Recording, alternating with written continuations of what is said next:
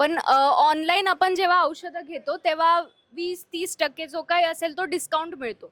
स्टोअरवरती इतका डिस्काउंट मिळत नाही. मग लोकांनी ऑनलाईन औषधं खरेदी का करू नये?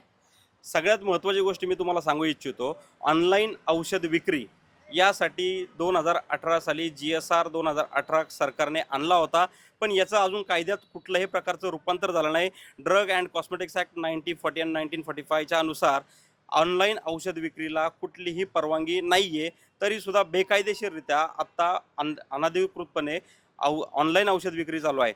या औषध विक्रीमुळे बऱ्यापैकी नागरिकांची हानी मोठ्या प्रमाणात होत आहे आणि नागरिकांच्या सुरक्षतेसाठी ऑनलाईन औषध विक्री बंद करावी अशी आमची मागणी आहे. कारण बऱ्यापैकी ऑनलाईन औषध विक्री पोर्टलवर औषधं ही डुप्लिकेट औषधंही असू शकतात.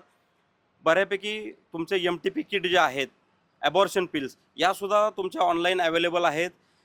झोपेची औषधं आहेत. परत प्रिस्क्रिप्शनचा गैरवापर या ऑनलाईन प्लॅटफॉर्मवर होऊ शकतो. एकच प्रिस्क्रिप्शन 5 ठिकाणच्या ऑनलाईन प्लॅटफॉर्मवरून येऊ शकतं.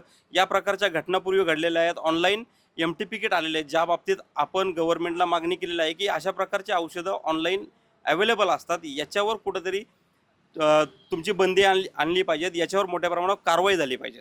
आणखीन घडामोडी जाणून घेण्यासाठी पाहत रहा पिंपरी चिंचवड न्यूज. सोबतच आमच्या फेसबुक आणि इंस्टाग्राम चॅनलला फॉलो करायला विसरू नका. तसेच यूट्यूब चॅनलला सबस्क्राईब करायला विसरू नका.